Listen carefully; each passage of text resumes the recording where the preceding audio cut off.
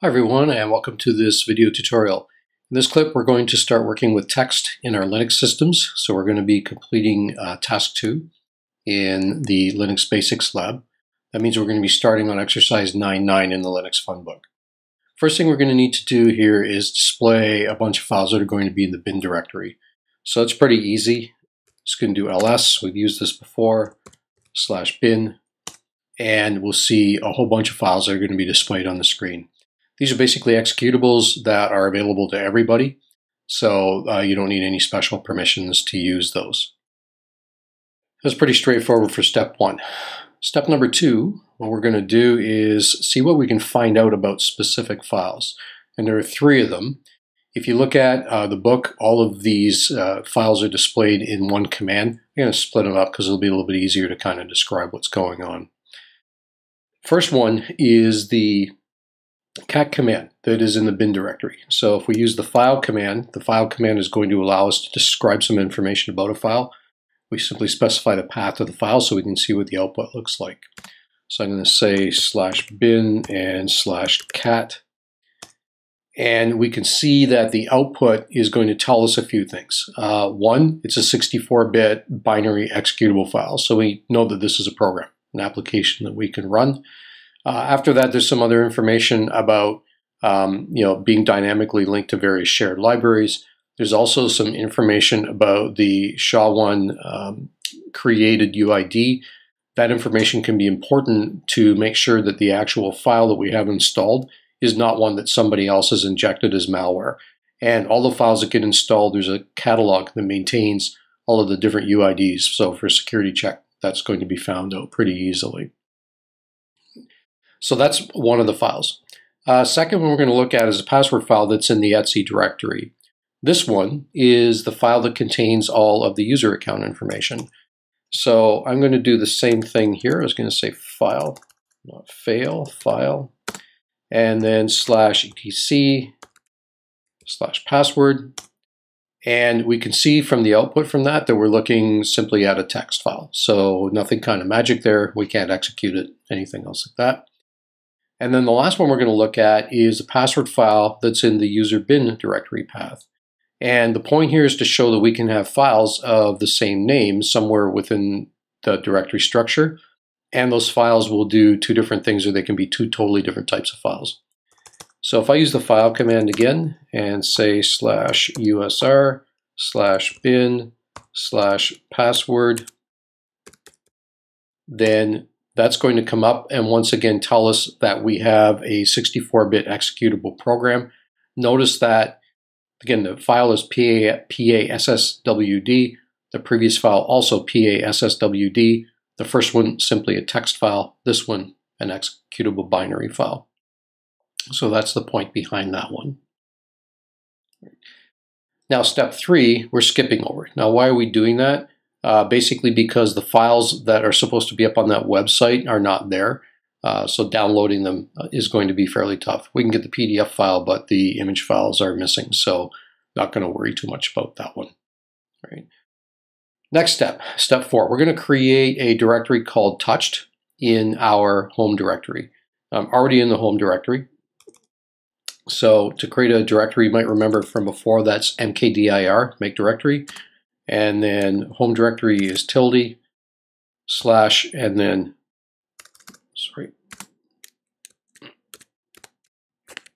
tilde / and then touched. So there's our directory created. Next step is we want to change into that. So I'm going to cd into that directory and I'm in. Now we want to create two files, one called today.txt, one called yesterdaytxt. So to do that, I can use the touch command. And here's today.txt and then yesterdaytxt. And our two files are created. I could have done those on two separate commands, two separate touch commands. But in a case like this, it's actually pretty common that we would stack the arguments together on one command. So today.txt and yesterdaytxt are the two arguments that go with the touch command. We create two files at exactly the same time. Now the next thing we're going to do is we want to change the date on yesterday.txt to match yesterday's date. Now right now, to show you what the date is, if I do a long listing of yesterday.txt file, we can see that the current date is November 27th, which is today. And we want to change that to be November the 26th. So the way that we do that is again with the touch command, and we use the T option, which means I'm going to set the time. And then I'm going to specify the actual time. So this is going to be 2016, 11/26, which would be yesterday. And we can see the time's 11:25. So why don't we keep that the same? And then this is going to be on the yesterday file. So I'll go ahead and execute that. And then if I do a long listing of the yesterday file now, we'll see that the date has changed. So the original date was November the 27th. Now the date's November the 26th. So the point here is that we can use the touch command to change the dates on a file. And that's what we just ended up doing. We may have to do that every now and then if we want a file to be processed by some sort of an automated script, whereby we need to pick up files based on the date. You know, the date doesn't match. As long as it's not going to cause any kind of security or audit problems, we can just arbitrarily change the date. One of the things you should be aware of is that changing the date is going to go in the messages log. So if somebody was to just arbitrarily change the date for no good reason, there would be a problem with that after the fact, simply because of the fact that somebody would be able to look in the messages log and find out that somebody made those changes. So that's date manipulation. Now, a couple of other things. We're going to make a copy of a file. So what we're going to do is copy yesterday.txt into a file called copy.yesterday.txt. So copy is CP. So I'm going to say CP yesterday.txt, and this is going to be copy.yesterday.txt. So there we make the copy. If I do a listing of everything that starts with CO and tab out, then the only thing I get is that copy file, and sure enough, there it is. So that's copying one text to another, one file to another. Now, if I want to rename a single file, then under those circumstances, what I can do is use the move command, or MV. So what we want to do is rename that file we just made, that copy, and we want to call it Kim. So very simple. I'm just going to say MV for move. I have to specify the file that I'm going to change the name to or move. In this case, it's copy, so I'll just do CO. I'll hit tab, which will expand out the file system object's name for me. And I'm going to change this to Kim, not Jim. And hit enter, and that's all I have to do. So if I list now a file named Kim, we can see there's the file. We're in great shape from that perspective. All right. So far, so good. All right. Next thing, step number 9. What we're going to do is create a directory called test backup, which is going to be in our home directory. So I'm going to make directory. You've done lots of these by now. Tilde slash test backup. There, so we got that one done. And then what we want to do is copy, let me check and make sure I'm going to do this correctly. Yeah, so what we're going to do is copy all of the files from touched into test backup. There's a number of different things that we can do for this. What I'm going to do, first off, I'm going to look at these files that are in here, which are in touched. So we can see there's basically 3 files. There's Kim, there's today, and then there's yesterday. So I'm basically going to copy now from within the touched directory all those files into test backup. Now, what I don't know is what all those files are, and I don't know what the directory structure might happen to be. So I can't just come along and say grab those particular files. So what I'm going to do is I'm going to say copy, and then I'm going to say -r which is going to recurse down into the directory. So it basically says, look inside of my source and grab everything that's in there.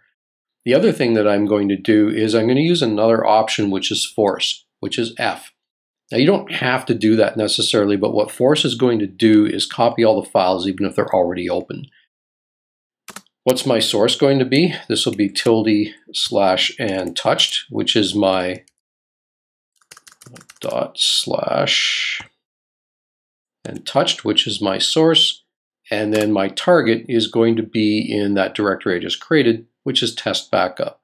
So tilde/ test backup. And I'll hit enter. If we want to see what got copied over there, very simply, I'm going to say I want a list and then tilde/ test backup. And what we see in there is the touched directory. And then if we look inside of that, I'll just up arrow and expand out touched and add that in. And then we can see those 3 files that are in there. Okay. Now, if I didn't want to take the test directory with me when I made that copy, I'd have to do something a little bit different than that. We would have to use globs or wildcards, and we'll get to that in just a little bit. So I don't want to talk about that right now. All right. So that was step 9, making that copy. Step number 10, what we want to do is get rid of the test backup directory structure. So I'm going to just change back to my home directory here with a CD and tilde. The reason I'm going to do that is you can't delete a directory that you're in. So I want to make sure that I'm clean here and not down inside of a directory structure where I'm trying to delete something. Now, when we do this deletion, before we've used the rmdir or remove directory command, and that works great when we're working on a directory that's empty. In this case, we want to get rid of test backup, and we know that's not that's empty. We've got the touched directory that's inside of that, and then there's some files inside of touched. So if I was to come along and simply say, hey, I want to remove this directory called test backup, then it's going to come back and fail because the directory is not empty. And again, this is really easy to deal with. What we do instead is use the remove command without the dir part. So we're just going to remove files. And if you remember a little bit earlier, we said if we want to drill our way down through an entire directory structure recursively, then we would use the R option. Well, that works for more than just copy. So if I say rm-r, and then I can again put the F option on to force, and then specify my target. So this is going to be test backup. What's going to happen here is we're going to remove not only the test backup directory, but everything inside it at the same time. So if I just hit enter, it comes back pretty quick, right? And if I do a listing for test backup, then I'm not going to be able to find that because we just deleted it. And sure enough, it's not there. Now, you want to be really, really careful when you're using that particular command. If you specify rm-rf and you just do / for the file system root, what's going to happen is the system is basically going to delete everything, including Linux. So it's going to blow the operating system off at the same time, and you're basically going to be restoring after that, unless you've got a snapshot you can revert to. So you just want to be pretty careful with that command. It's very, very powerful. All right. Now, next step. We're going to create a directory called etc backup or etc backup. And we're going to use this to basically create a backup of all our config commands for our system. So I'm going to, again, make a directory. I'm already in my home directory, so I'm just going to call this etc backup and hit enter. So now I've got this directory created. And what I'm going to do is I'm going to copy all the files that end in conf into this particular directory, those that are in the etc directory structure. So I'm going to say cp. I've got a choice here. If I know that everything is on one level, in other words, right underneath the etc directory, I really don't have to worry about drilling down into the directory structure. Once again, I don't know that. So what I'm going to do is use the R option here that's basically going to say whatever I specify as my source directory, not only look in that directory, but look in all the directories underneath that as well. So I'm going to say, let's go with etc, and then I'm going to do star.conf. I haven't really looked at globs yet, but if you're used to doing command line in the Windows world at all, you know star basically says look for anything that's going to start, there are going to be any characters before the .conf. So we're going to do that, and then for the target, we're going to use this test, or the etc backup directory that we just created. So I'm going to say etc backup, and I'll hit enter, and I'm now basically finished.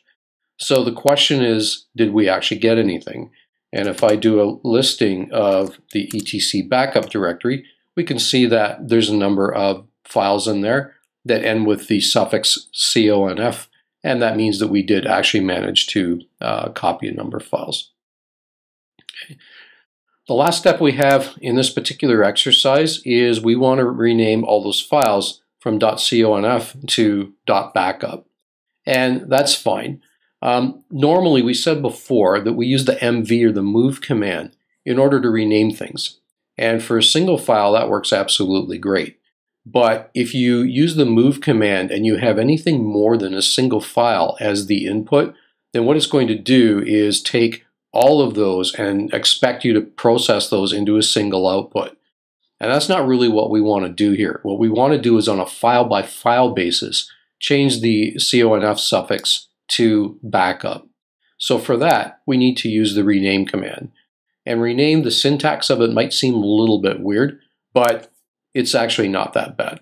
So what we're going to do, I'm going to change into the etc backup directory here, just because I want to show you the command without having to put the path on it, and the directory path that is, and causing any further confusion. So I'm in etc backup. If I do a long listing, again, we can see we've got all of these files, and they all end with conf. Now, the way rename works is we basically put in rename. We put in what we want as the matching source, in this case, conf, and then what we want to change that to, which is going to be backup. And then the final argument we're going to put in is, what do we want to capture? In other words, how are we going to filter the input? So I'm going to do this. I'm going to say rename, and we want to change .conf, so, or conf, I should say. That's what we want to start with. So that's going to be the string that I'm going to match as part of the name. I want to change that to backup, so that's my next argument in the command. And so basically we're saying change conf to backup, but what are we going to match? Like, how are we going to work with this? So the way that I go about that is basically say, I'm going to look for anything on star.conf. So that means anything that is in this directory that ends in .conf is what I'm going to match and work on. Now, in this particular directory, everything ends with .conf, so it's going to match everything. I could just put star in there and everything would match up. But I want to be a little bit more precise than that, because that's kind of what you do most of the time. So I'll hit enter, command executes, and now if we do a listing again, then we'll see that the output is now changed. So originally we had all these files .conf. Now we've got all these files .backup, and it's basically exactly the same set of files, except for the suffix that's on the end of the name. Okay, that basically wraps up that exercise. So the next exercise we're going to work on is going to be 17-7 in the same book, and here we're going to be working with globs, or wildcards. Globs being the equivalent of what we would typically call wildcards in the Windows world. So the first thing we have to do is kind of get an environment that we can work in. So the first step in that particular exercise is getting a directory. I'm going to, as requested, make a directory called test under the file system, or under the home directory for my user. So I'm going to do make dir /test. And then when I want to change to that directory, so again, I'm going to do cd and then /test. So I'm in this directory right now. If I do a listing, we'll see that there's nothing there. That files, or the directory is empty. There's a number of different files that we need to create with different file names in step 2. so that we have some files to work with as far as our globs are concerned. So I'm going to quickly put these together. So we got touch, there's file 1, there is file 10, there's file 11, file 2, there's a file 2 with a cap F and a file 3 with a cap F. We'll do those as well. There is I'm just looking at the list here, file 33, file AB,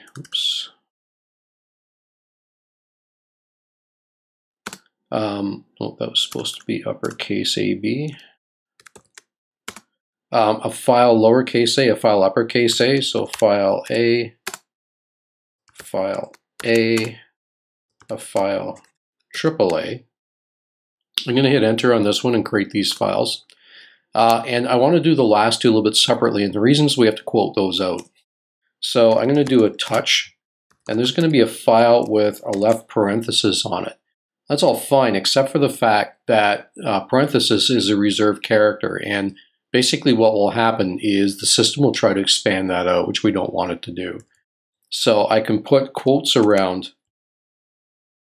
this name, and then what that will do is say take that parenthesis along with everything else literally.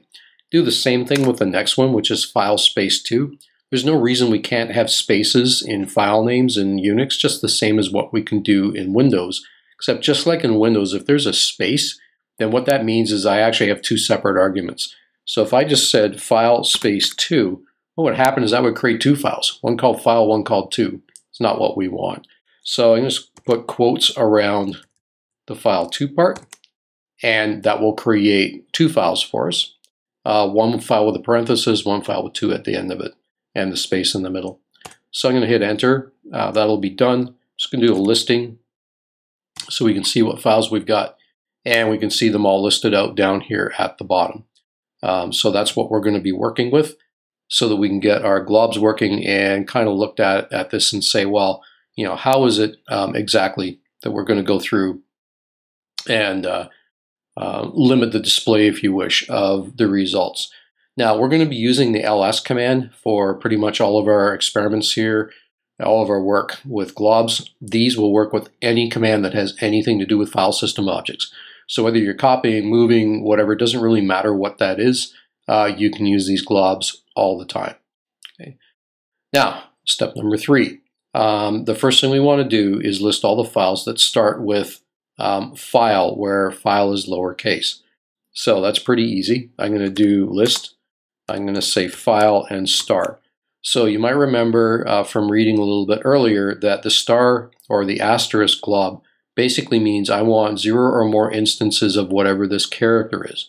So it'll match something that is just file, or it's going to match anything with file and something, no matter how many characters after that. So I'll just hit enter, and we can see from the output that it basically matches every single file system object that has lowercase file in it. And in our particular example, there's always something that comes after file, and that's fine. There's nothing wrong with that. The next thing, in step 4, we're going to do something very similar, except in this particular case, what we're going to do is use an uppercase F in the file string. So I'm just going to do an up arrow just to illustrate what the difference is going to be. So here's the first thing we did where we were doing lowercase f. If I come back here and change the F to an uppercase, then under those circumstances, as you can probably guess, we're going to see all of the directory contents that have the string file, except in this particular case, an uppercase F beginning. So if I hit enter, sure enough, we see that there's file 2 and file 3 with an uppercase F, and we go back and look at all the files that are available in that particular directory. Those are the only 2 that actually have a file name beginning with uppercase F. Okay. Now let's do some things that are a little bit more complicated. In step 5, what we want to do is list all of the files starting with file and ending in a numeric. And this is the lowercase file. So we're going to start combining a couple different globs here together so we can get a little bit more sophistication into our filter. So I'm going to say I want ls file. There's going to be maybe something in between file and the numeric, and maybe not. So what I'm going to do is I'll just put in star and say match something if there's anything there. And then numerically, we know that that is anything between 0 and 9. So we can basically say I want to, within square brackets, which indicates the value of one character, I'm going to say 0-9, anything in the range 0 to 9. And I'm going to hit the right bracket. So again, the square brackets indicate a single character. What's inside those square brackets represents what that character can possibly match. If I hit enter, what we should see is a list of all of the different file system objects in our current directory, which are going to start with file and end with some digit. So if I hit enter on that, we can see the outputs file 10, 11, 2, file space 2, file 33, and if we look at all the different file system objects and their names, that basically matches out perfectly to what it is we wanted to see. Right. We have in step 6 something that's fairly similar, except what we want to see is all the files ending with a character. And we can do a couple different things here. I'm going to take this a little bit beyond what's in the book. Well, actually, I'm going to do that a little bit later because I don't want to show you something that's a little bit weird right now. So what I'm going to do is I'm going to say, give me a listing of, again, file, star, and then I'm going to do square bracket A to Z, lowercase, and I'm going to hit enter.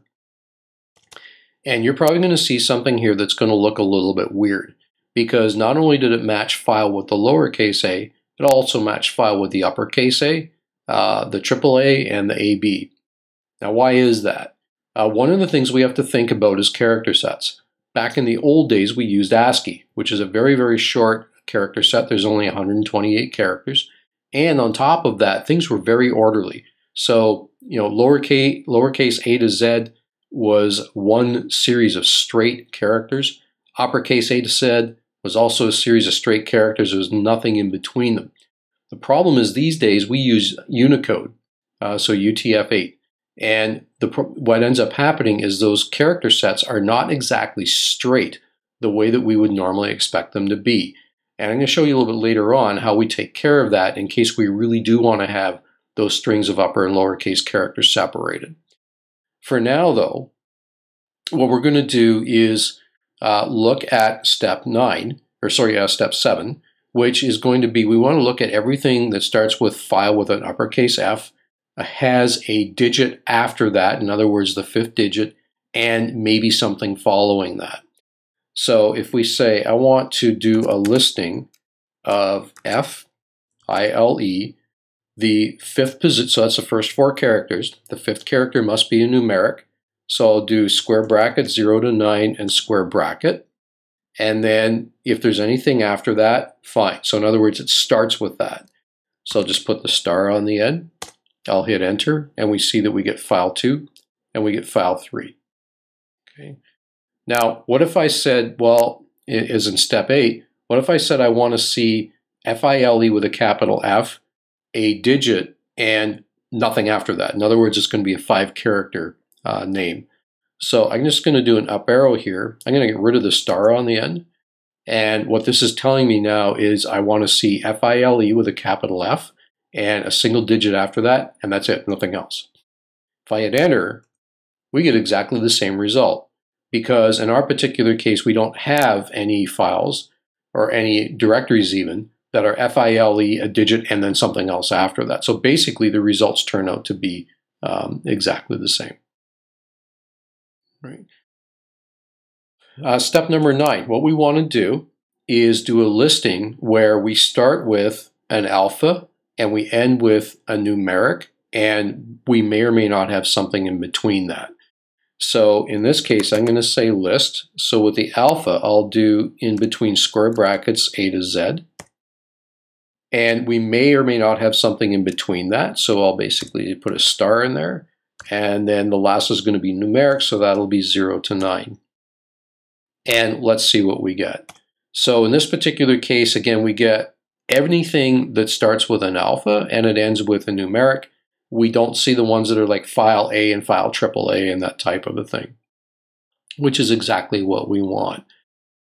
If I did not put that star in the middle, basically what would happen is I would get file names that start with an alpha and end with a numeric, but only 2 characters long. So that star is what says I may have something in between that. And in our particular case here, we have that with everything. All right. One that is probably fairly straightforward in step 10 is we want to see all the files that have exactly 5 characters. Okay, fine. Now we're going to use one of the globs we haven't used before, and that's a question mark. A question mark basically says a single character, I don't care what the value is.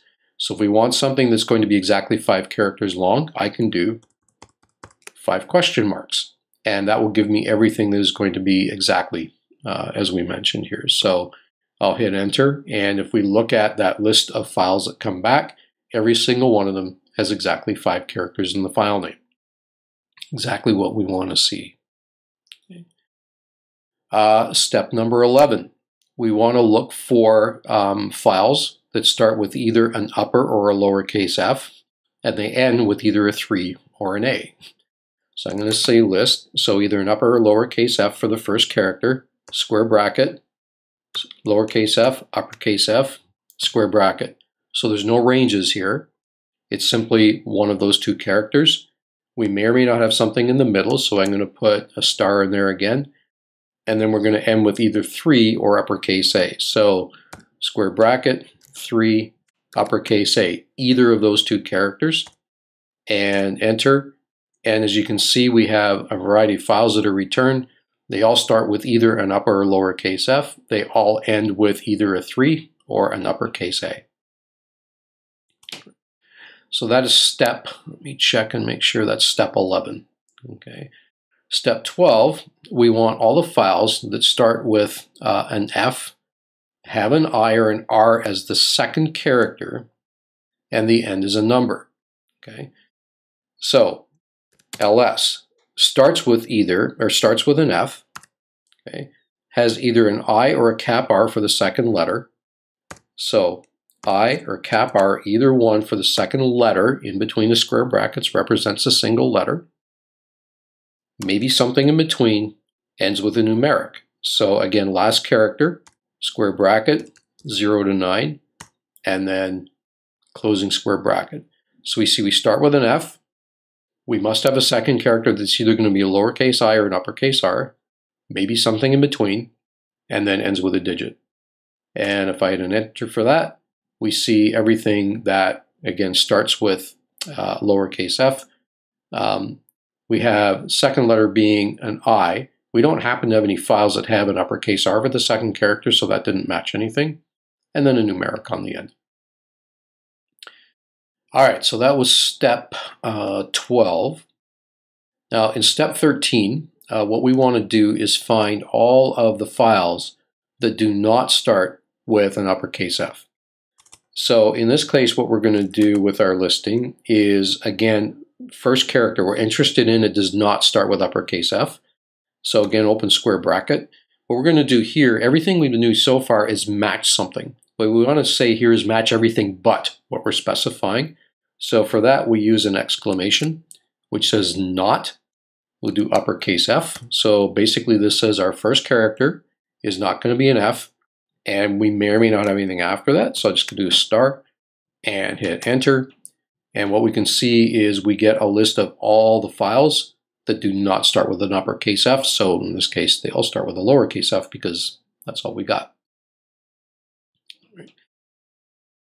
Now, next thing we're going to take a look at here. One of the things that ends up happening is that we will end up with a character set that we're working with. I mentioned before that we used to work with ASCII and now we're working with UTF. And with UTF, we end up with characters being in a different order than what they used to be in ASCII. Globs were built for ASCII, which is why they work the way that they do. Now, one of the things that is being asked in the book is that we should copy the value of $lang, which is an environment variable that specifies our language. Remember when we did the install, we picked US English. We're going to copy that into a variable called mylang. So let's go ahead and do that.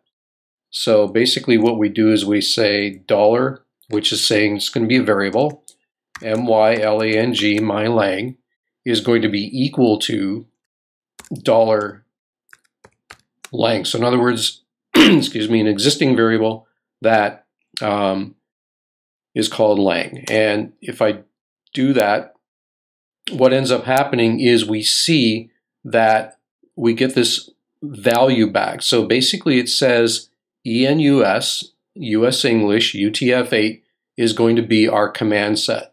And that is something that we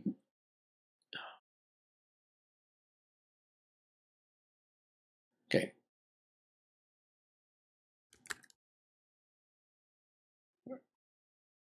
Okay, next step. I was mentioning before about the fact that we work with character sets, and we traditionally used ASCII in Linux.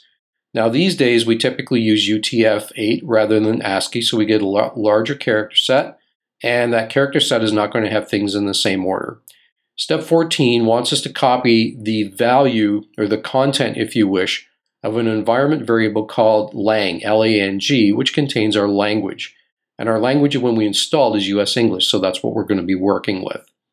The way we do that is I'm going to say my lang is equal to $lang, or the content of whatever that variable called lang is. So the dollar sign says look for a variable. I'll just hit enter and it doesn't really do anything for us. Okay. Now the interesting thing that comes out of this though is how does this affect the work that we do with globs?